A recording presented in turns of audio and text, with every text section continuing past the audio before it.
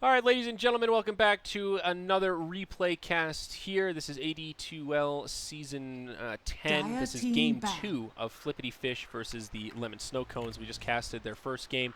Again, this is for the moonducktv replay casting. You can hire a couple of our casters if you're interested, and we'll cast your user-submitted replay, a mixture of funsies and a mixture of maybe a little bit of analysis. You know, Mr. Mottpax definitely likes to analyze things.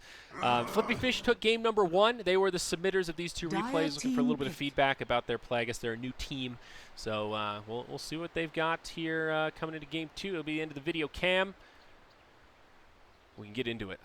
Hey, looking like similar bans here. Did I accidentally load the same replay, or did they ban the exact same shit? Because this is what they did in game 1, both teams. 5 seconds so maybe, remaining. again, I don't know these players specifically. Maybe a little bit of respect ban action. We'll see very Reserve quickly with the time. picks. There is a chance I just loaded the wrong replay, and we have to do this again.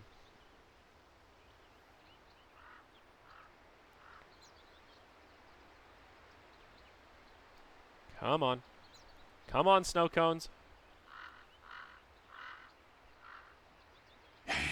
Radiant team So they take the Ancient Apparition. Is this the same game? Did I? No. Okay, it's different. Radiant Tide Hunter. There are some Dire parallels team here. pick. So, last game, Lemon Snow Cones first picked the AA. Flippy Fish did Shadow Shout out. Shaman Tide Hunter. Radiant team So back. a similar flavor here, another kind of mobile support, an initiator, somebody with a little bit of lockdown, and they put a lot of stock in this Tide. Dire team back. I think rightfully so.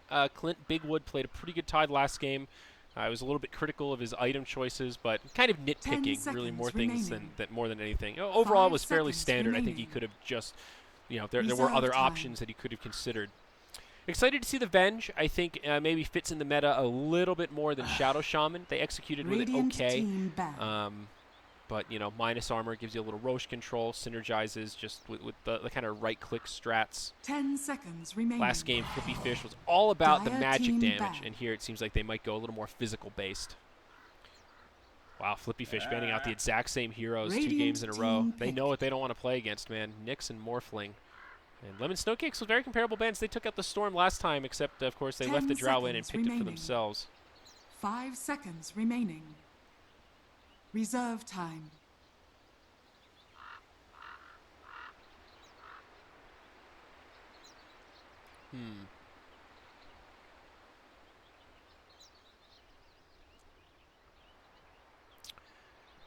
Well, a lot of ways they can go here. I feel like Jug AA is really not that wild. It doesn't really reveal too much of your hand. Dire team Heroes that can pick. fight. I mean, the AA also had a really standout performance last game. I think just a comfort pick for LSC. 10 seconds A remaining. lot of big Ice Blast last game. But 5 Jug should be a carry that fits their style a little Radiant bit better. team pick. You know, like the 5-man with Jug, I think in some ways is easier than Drow because he can go for a Battle Fury. Very commonly we'll see him go for a 10 Battle Fury. seconds And you have the remaining. Healing Ward that just kind of keeps the whole 5 team up. So seconds it's just a remaining. little more straightforward. They have the AA, so they can Reserve go for time. this like massive healing lineup. Now they pick up the Oracle. Always a good support to have. Honestly, Oracle is pretty incredible as long as you have a player that can Dire handle team the skill cap of the Oracle.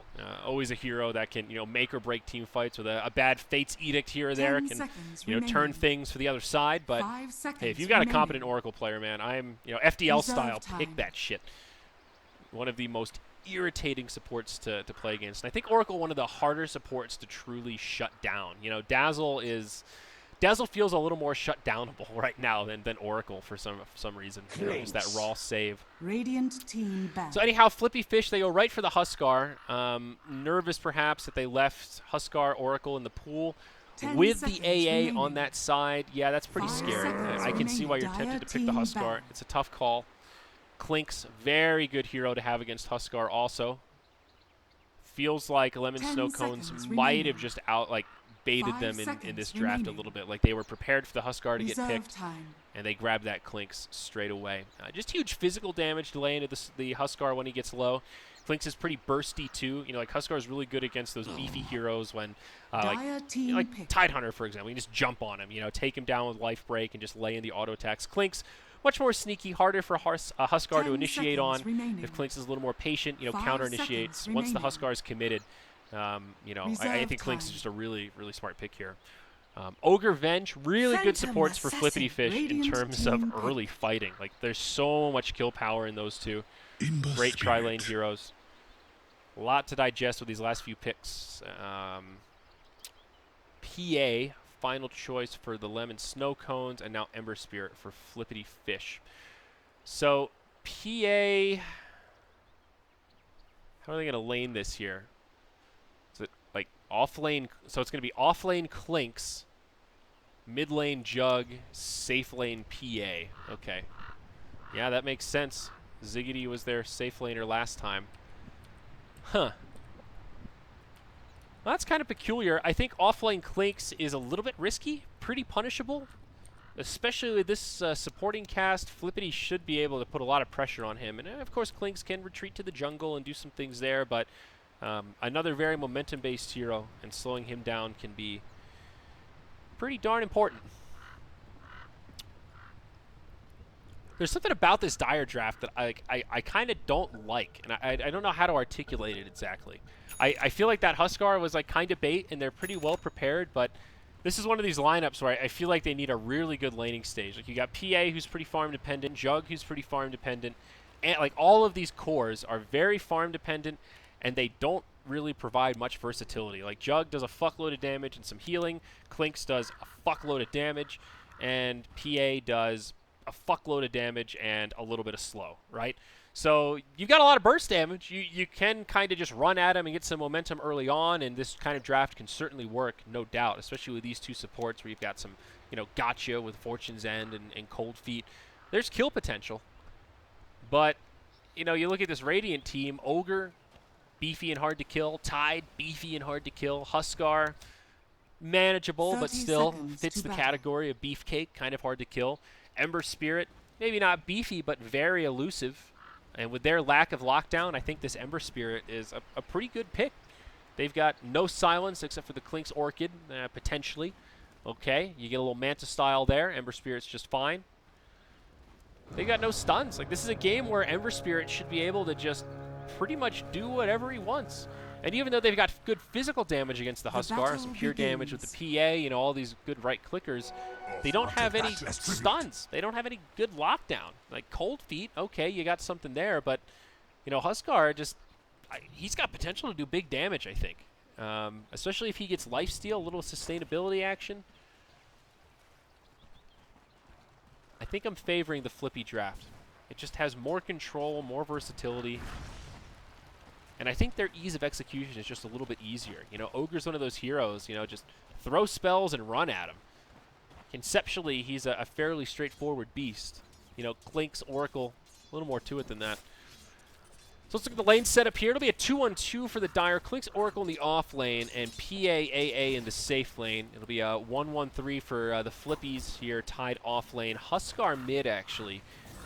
And they will just rotate both supports down bottom. Ogre Venge, work in the jungle, and safe laning the Ember Spirit. Definitely would have expected the Ember Spirit to be mid, but I guess looking at the matchups here, Huskar can kind of dominate the Jug easier than the Ember Spirit can. And in safe lane, maybe you sacrifice a little bit of XP on the Ember Spirit, but if you can trade that for basically free farm, it's absolutely worth it. I mean, Ember, arguably one of the best carries in terms of just scaling with items.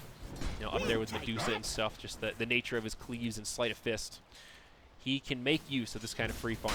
And this is actually pretty good for Tidehunter. You're looking at this lane, AA can't zone out a Tide just by himself. He also has to focus on stacking and pulling, so he gets some XP. And PA, a hero that can stand her own against a lot of 1v1 matchups with Stifling Dagger. Tide, not really one of them.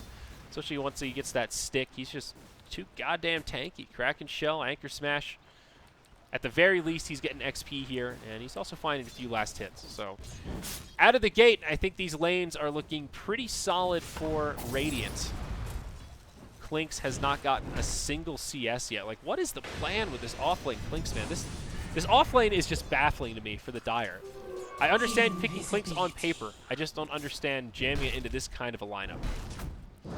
Like, he cannot go blow for blow with this Ogre, dude. And now this Oracle is in a lot of trouble. He'll have a Fortune's End. He does purge off the fire. There's a nice little counter there, but it's just defensive. This still doesn't allow the Clinks to farm whatsoever. Mid lane, looks like we'll see a rotation onto the Juggernaut. Level 3 gets off that Blade Fury. He'll be fine for now. Stunned from the Venge. A couple of flaming spears. And Jug will be pushed back to his tower, but no kill. Hard hero to kill in the mid with a rotation like that. Noble effort. I mean, they don't really need 3 heroes to keep Clinks at bay down bottom, so a worthy rotation there for the Venge, no doubt. I mean, where else are you going to rotate to? Tide's already 3. He's got 4 last hits like this. We've seen what Clint Bigwood can do. He does have a big wood, that's for sure. Really strong performance last game. And now with this shitty offlane for the Dire, you've got this starved out Oracle. Now let's take a look at hero level. He's the lowest in the game, the only person still level 1. Windlace now leeching experience from the mid, just trying to help out the Jug, maybe pressure the Huskar a bit. But more than a slow start. I think this is looking pretty solid for Flippy Fish. They keep this up. This is great. I mean, the main difference here is just the disparity in the off lanes. You know, Clinks and Tide are getting comparable experience. Tide getting a little bit more farm. Both of them still not farming well. The difference is Tide is not nearly farm as reliant, and he also has an Iron Talon. He's also really good at clearing Ancients. We spent a lot of time the last game talking about stacking Ancients for the Radiant. And another game where, yeah, Ancients are a factor, but probably not an HOD carrier. Something Tide may want to consider just going back, getting a double, maybe a triple stack. Get his level 6. Clinks is the one, though, like an underfarmed Clinks is so quickly underwhelming. Like, if they have Dust, they can just kill him here. They've got a Sentry Ward. Maybe they can kill him without. It's going to be close. They got him. Very nice. First blood. Ogre Magi secures the kill.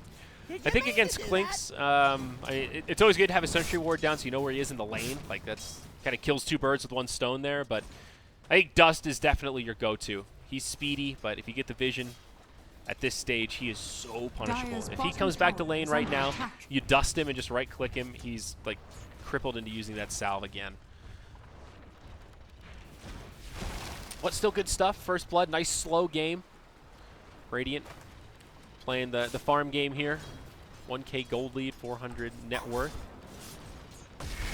Clint Bigwood overstepping his bounds. Looks like he could fall here. AA with the slows. The Icy Vortex is slowing them down as Ziggity pops forward, finds the kill. Stricken out. Ogre McGee not making it in time to save his Tide. So just a little misplay there, underestimating the power of this duo.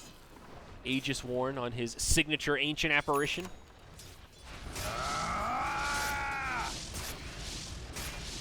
How's old Husky doing? 21-7 compared to the 26-2 Jug. Kind of a wash there in the mid. Jug with a small advantage. But I think this is still the best lane setup for Flippy. Ember Spirit, number 1 on CS, just rushed towards that Battle Fury. He's already putting some decent pressure on, helped out in the first blood. Clinky Winky still just... I feel bad for this guy, man. I feel like both games now I'm just ragging on poor Snapped. It's not his fault. They've been giving him just shitty lane setups. Oracle at least hits level 3 now, so... Kind of heal up his buddy, gives things a little more... This is a goddamn slow game, though, dude. 2 kills in 6 minutes. Jesus Christ. To future loss. Level 4 Venge. I do feel like one thing Flippy could be doing a lot better, though, is just stacking in general. Venge has a double stack here. Oh, a triple stack, even. Okay. Nice. That's pretty good. But that's about it. Huskar, I mean, he can kill out a double camp. You know, we've talked a lot about Ty, but Ember Spirit is the big one. Up top, oh no, Ogre. Again, underestimating the power of this dual lane, it seems. Ziggity almost dies from the burn. Oof. But I think when you're in a situation like this, when you're like dominating this kind of tri-lane, Tide was doing pretty well solo up top. It can be really value for one of your supports to just spend time stacking in the jungle, especially with a hero like Venge. You have an ability like Wave of Terror. We'll see Ninja Snail. Uh-oh, he dies down bottom. He pops. Man, what is this? This Dire side, now they're getting the freebies. That's 3 kills just kind of handed to him. But anyway, like a hero like Ember Spirit, you know, you've got your Flame Guard. You can burn down these stacks. You got Sleight of Fist. It just opens up more efficiency, and it can allow you to hit those timings where you go from, it's a fairly even laning stage. Okay, now we just cleared out all these stacks. All of a sudden, the Ember Spirit has completed his first item. You know, he's got his drums, he's got his Perseverance, his Phase Boots, whatever. It really matters, and if you can start getting in the habit of finding efficiency with stacks, you can realize that there's so much more farm on the map. Like, you'll just start outclassing teams like this that are, you know, both games now. I think the Dire side has just been a little bit less efficient with that stuff, like stacking in general, you know, economy around the map. If you guys focus hard on that and keep drafting heroes that can clear stacks, it's just a matter of numbers, you know, it gets easy peasy. Big Wood dropping the Ravage up top. Ziggity, he dies. Oh no, Jug, he can't get the Omni Slash in time, but then we'll get all the Ancient Apparition. Nice rotation from the Venge. It's a 2 for 2, but I think Booty Stank is possibly done for here. Fortune's End connects from downtown. Huskar trying to join the party, jumps onto the Oracle. He's only level 4, so no way he can save himself. The Fate's Edict buys him a little bit of time, but the Huskar's damage is just way too much. Jug has a healing ward, drops the spin. Huskar needs to be careful. Inner Vitality, it's not enough. You got stick charges, bro! Come on, man! Oh, what do you think was going to happen?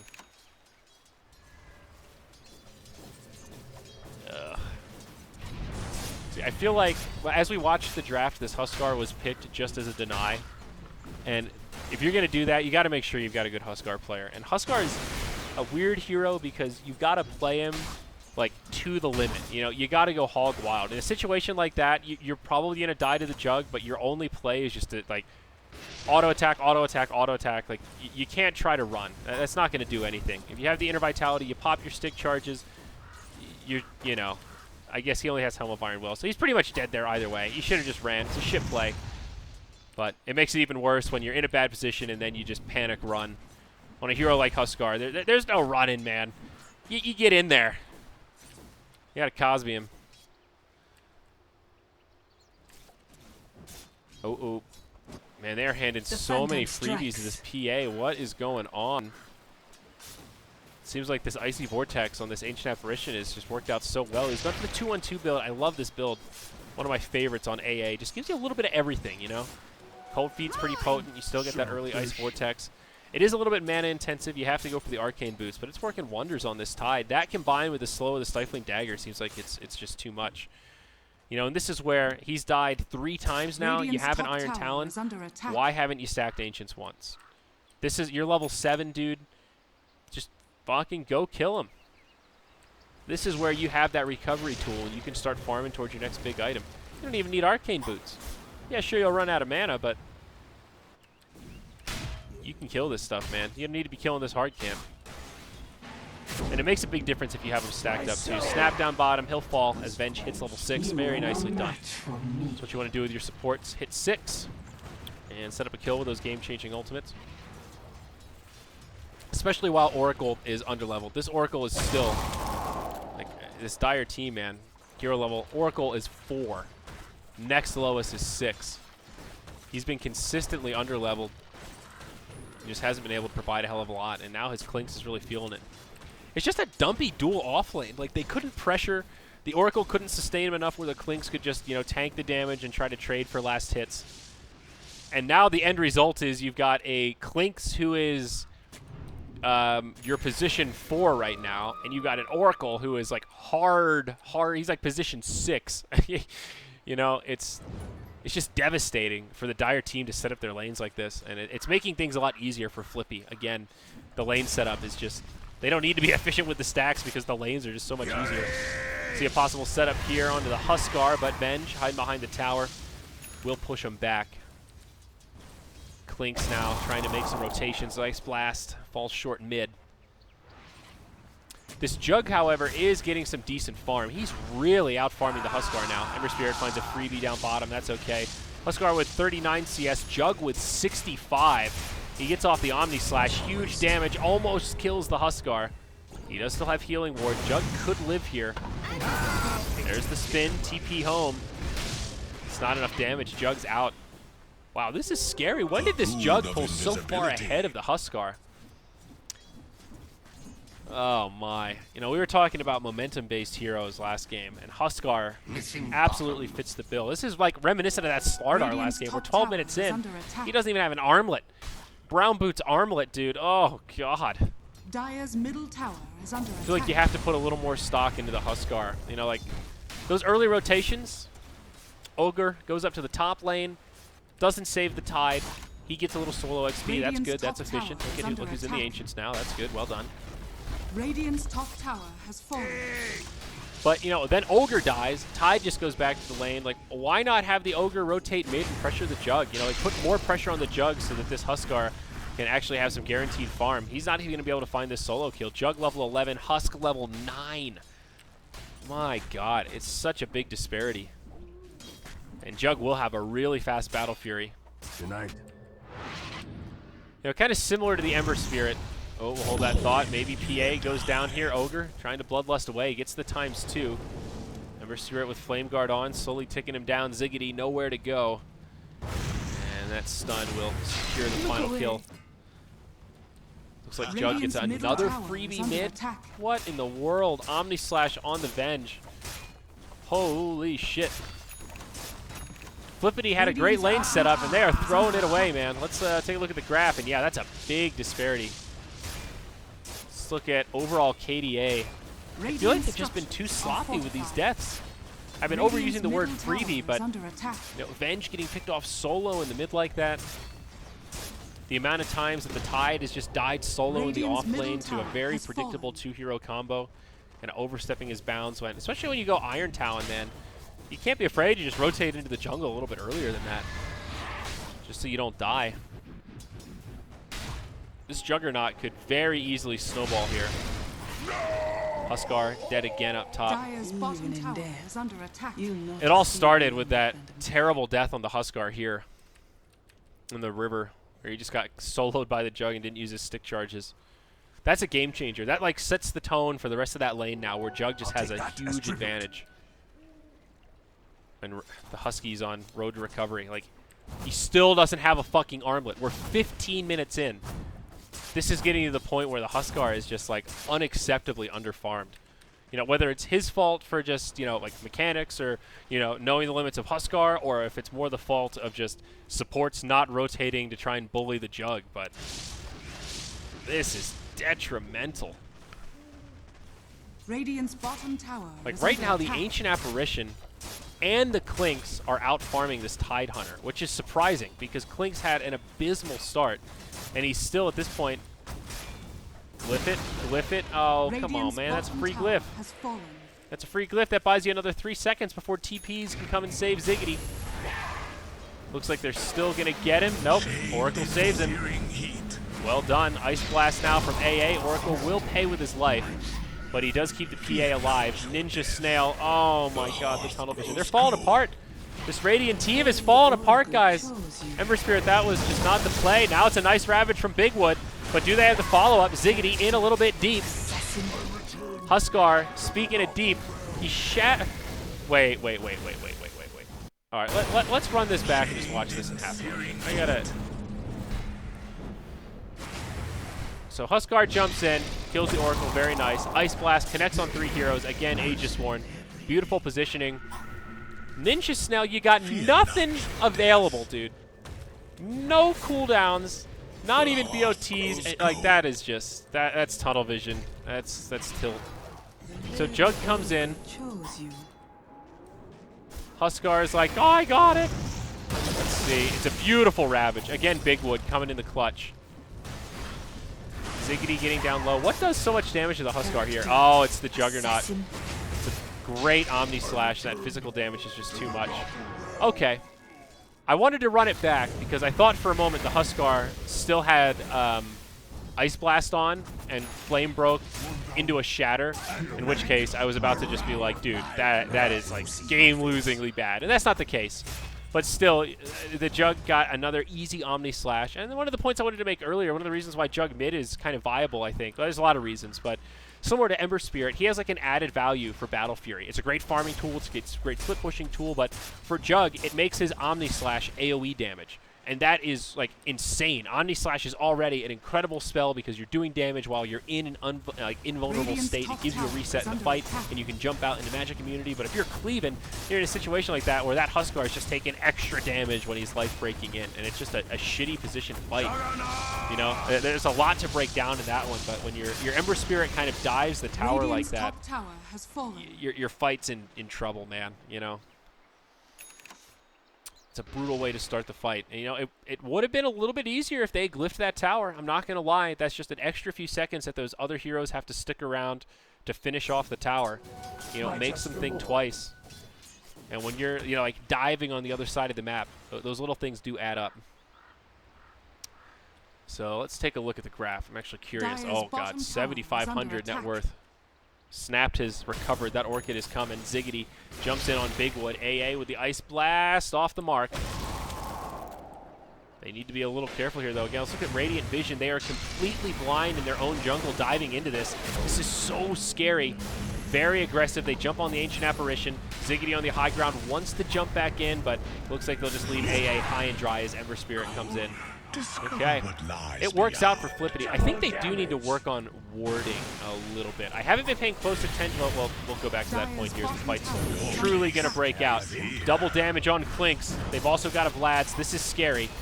Omni Slash brings the Huskar low. Now the Jug Spin and Huskar, again, a non-factor in the fight. Poor positioning and just burst it down. They don't have a Ravage for 15 seconds. You can't commit to the 5-mans if you don't have your bloody Ravage, boys. You just can't do it. I'm so sorry, but you can't. Tide will fall, and it's another disastrous fight for the Radiant. Dire getting a keen advantage, and now Jug's going to reinitiate. Probably not an easy kill here on old Ember. So the thing I wanted to say about wards is I haven't been paying close attention to like the enemy counters, but I feel like they need like this is a prime time to have some vision in your jungle. You know, lane ward here. Okay, you get a little jungle ward up here. Not really sure what this guy's doing over here, but that is so scary when you're in that situation and your whole team is like bottlenecked in these little curves, and you know you're just like diving in and it's completely dark and you have no idea where the rest of the team is. You know, it almost worked out there, but once the rest of the squad showed up, there's no way you can commit past that. You know, you got to be a little more cognizant where the enemies are, where the enemies could be, and if you're ready to take a fight. I think if Flippy have Ravage there, that's a totally good play. Like, you commit to it, you got to pick off on the Ancient Apparition, you're in pretty good shape. Even with the double damage on Clinks, if you hit him with a Ravage, you know you can kill him. But if you know you don't have Ravage there, somebody on the team has to make the call to say back, because it's not going to go well. Ziggity, a bit too far forward here in the mid, gets jumped on and brought down here by the Huskar. Almost gets a counter kill on the Venge. Meanwhile, in the bottom lane, looks like the Dire found a gank on Ember Spirit. So gank on both sides of the coin, both losing cores. Team fight recount not helping us out too much. But I would say that's advantage for the Dire. Ember Spirit is like that shining hope for the Radiant team. And, you know, there are a couple heroes when you look at that farm disparity and you have the one hero at the top kind of keeping you in the game. Ember Spirit is really not a bad one to be there. You know, if he has a Battle Fury and a Daedalus, he can shove out waves, especially with BOTs. He can, you know, hold high ground forever. And he can make a lot of space for your team to recover. So, like, this game is actually not over for the flippity flip-flops or whatever. Uh-oh. Nice setup here from Oracle. So yeah, killing the Ember Spirit, just it's an advantage to the Dire. And Jug with just the easiest Omni Slashes in the world. I feel like Tar is just every fight, he gets the easiest initiation, insta-gibs somebody, takes somebody else down to half damage, and that's been like the moral of this game. This Juggernaut has just run amok. He's been out-farming everyone. He's out-leveling everyone. He's level 15. Highest level on the Radiant is 11. Like, that is a problem. They just have no answer to it. You know, you can't let the Jug get this much momentum. Especially when the Huskar is mid. You know, your opportunity cost of not only Jug getting strong, but your mid losing. Brutality. Absolute brutality. And now this PA is pretty fat. Clinky. At least has an Orchid. They need this Battle Fury on Ember. He's got it now, so maybe this is like the beginning of the turn. It certainly could be. Let's take a look at Radiant Vision again. They've got some in their jungle, but no vision on Roche. And they could contest this. This is really the sad thing. Roshan You have Battle has Fury, fallen you to have the Ravage. This is there's no Omni Slash. That's like one time that you can take that. All right, let's smoke. Let's go for the 5v5. Run at them like they did in the jungle when they didn't have Ravage, right? That call is much harder to make because you don't know if they're in Roche. You're totally blind. Like I see why you hand that over at this stage. I don't think that's too much of an insult. Yeah.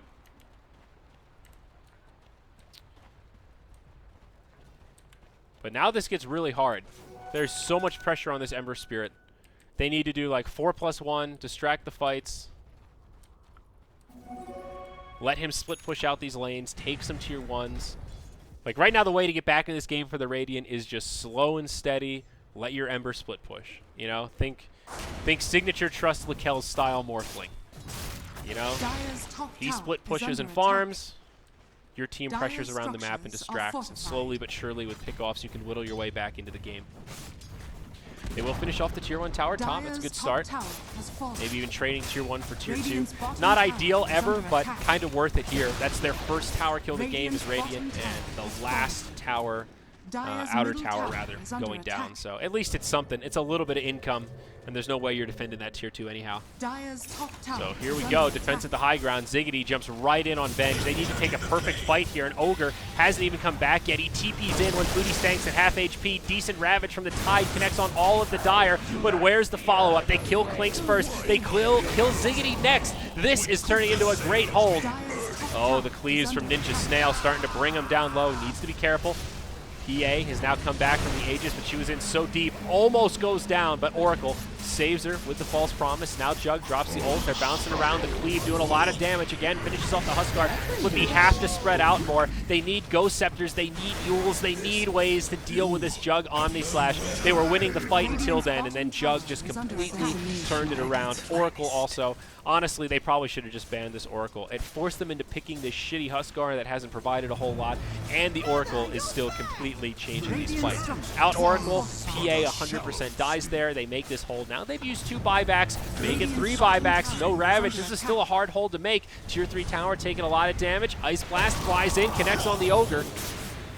Clint Bigwood now hops forward onto the Oracle. No false promise, and that will be the end of the all-seeing Oracle. And it is a defense for this Radiant team. Top tower is under attack. Couple things that could have gone better there. I think you need the Ogre to TP back. Like, to make a defense like that, you really want to have a concerted effort. You know, like if you have somebody still channeling your TP when one of your heroes is at half HP, you've almost already lost the fight in some regards. It was a really good Ravage. They were pretty spread out, so the Ember Spirit couldn't really maximize on his cleaves with Sleight of Fist. That was one thing the Dire squad did really well. And then it's just clumping up in the, the Jug ult. Huskar got hit by cleaves to finish him off. That is avoidable. You know, you can live there if you're more spread out. Again, they're just making it very easy for this Juggernaut, who's still an absolute madman. They killed him there, but 6-1 and 12. Even though they hold, it's a pretty graphic lead now. You got 4 heroes in the top 5 for net worth, probably a like 20k net worth lead, 15k. All right, pretty close. Dire's middle tower is under attack. I think the hope is still in this Ember Spirit, honestly. Looks like Manta style coming out next. Obviously needed against the Orchid from Clinky here. But this gets very difficult once BKBs come out. I think Jug likely to go BKB soon. Clink's already on his way. And PA, I can't imagine what item you'd want next besides BKB. Against the Tide Hunter with Ravage, like 3 10-second BKBs is just game-winning in these kind of team fights. It makes it so hard for the Tide to Ravage. They can just jump in, they can focus structures, and those kind of defenses where Tide can just hop in and jam R, it just doesn't happen that way. You have to have a more, strung-out fight. Try to work the BKBs down unless you catch everybody off guard. Mech now picked up on Tide, doing the same build he went for last game. Kind of delaying the mech a little bit. God damn, this AA already has an Aghanim Scepter. This is a point where Jesus, this is one farmed Ancient Apparition. They drop a dust, they miss it. This is very unfortunate. Oh, they do hit it. Okay, Clinks just goes the other way, but they do catch him here. Ninja Snail gets caught by the Orchid. Ice Blast will fly in. It does not connect. It hits the Huskar instead. With the Ags upgraded, still pretty scary. 1-0. Ravage now from the Tidehunter. Connects on 2. Oracle with a false promise. Will stay alive. And oh no, this Jug ult again, crippling, cleaving down the Radiant squad. And they will get cleaned up. Tidehunter just dead. He just straight up dead. They're all dead. This game's over, man. Radiant are out of options. That's a ton of diebacks. That is not what I meant to do, but it's appropriate. This Jug is the hero of this game. Radiant's top tower is under attack. Kind of brutal. This really struck me as a momentum-based game. I mean, we've talked about it enough times. A cool idea on paper to deny the Husk from the Oracle, but if you're going to do that, you need to ban Oracle or Husk. I think that's the simple play in this situation. Pick a mid you're comfortable with, you can dominate with, make sure this Jug doesn't get out of control, and this is a totally different game. That's really what it comes down to. I'll be curious to look at the final stats and see like overall damage done and that kind of stuff. It was pretty enlightening last game, right? We flamed the hell out of that Slardar, but it was pretty apparent how little he contributed once you see those final numbers. You know, just seeing how beefy these supports are. AA, like, looking for an Octarine core here. Kind of insane. Radiant's middle tower has fallen. Double damage up on Stinky Clinky again. Are under attack. This will be 2 lanes of barracks down. Radiant, I think, have 1 fight left in him. But now this is the point where PA can just go ham. She's just holding on to 6k gold. You know, he doesn't even need to buy items, and they're still just shitting on him. Look at Huskar's items, dude. Armlet power treads at 30 minutes. Ouch. Well played by the Ember Spirit, though. I think he actually had a pretty good performance. He kept them in this game a lot longer than they otherwise would have been. Ziggity taking some damage. False Promise keeps him alive. Buyback now from the Huskar, but snapped. Finally doing some damage. Bigwood almost dead. Will survive. Double 2x there on Snap, but again, the Omni Slash. It's just so good against Huskar. Like, Omni Slash is just too much damage. He's even, like, the Jug realizes it. Honestly, this is like the perfect Aghanim Scepter's game, Aghanim Scepter game for Jug. When the other team is clumping up, when they're giving you these free Omni Slashes, he's just cleaning house. And the best part is it extends the amount of time that he's invulnerable, so they can't do anything about it besides spread out or by Ghost Scepters, which is, I mean, not really an option. I mean, just nobody's got money for it. You know, who, like, Huskar's second item, Ghost Scepter, is pretty bad. You know, there's limited options here when you're this far behind. And of course, we'll see the inventories of the Dire just start to ball out of control. AA actually not that far away from an Octarine core now. PA with a BKB. Clinks has his BKB.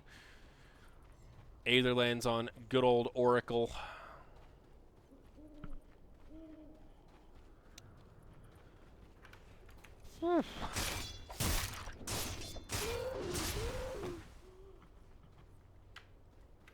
This AA player is just really good. I mean, again, we don't know these teams that well.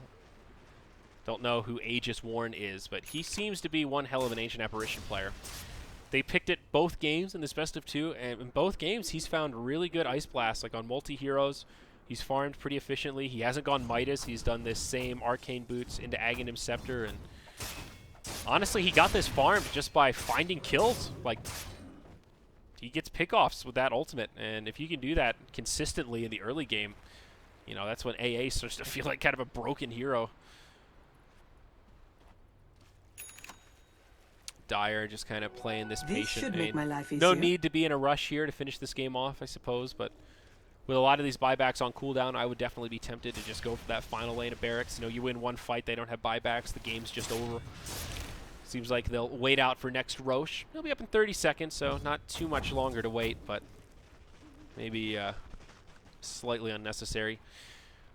Little Stinky Clinky here, going for, looks like Crystallis. I can't believe how well the Clinks recovered this game after that, like, terrible start. I mean, remember how zoned out he was. I think that's the saddest part of this game. Out of the gate, the lane setup was really good for the Radiant. It just fell apart once they gave away too many solo kills. It wasn't even lost team fights. It was just individual, like Huskar dying by himself, Tide dying by himself 3 times, Ogre dying by himself once. That was all it took for PA and Jug to start getting huge. And then those two heroes were big enough that they could put pressure on and make space for the Clinks. And then the rest of it just fell apart from there. Big Daddy Roche respawned. They head right into the pit.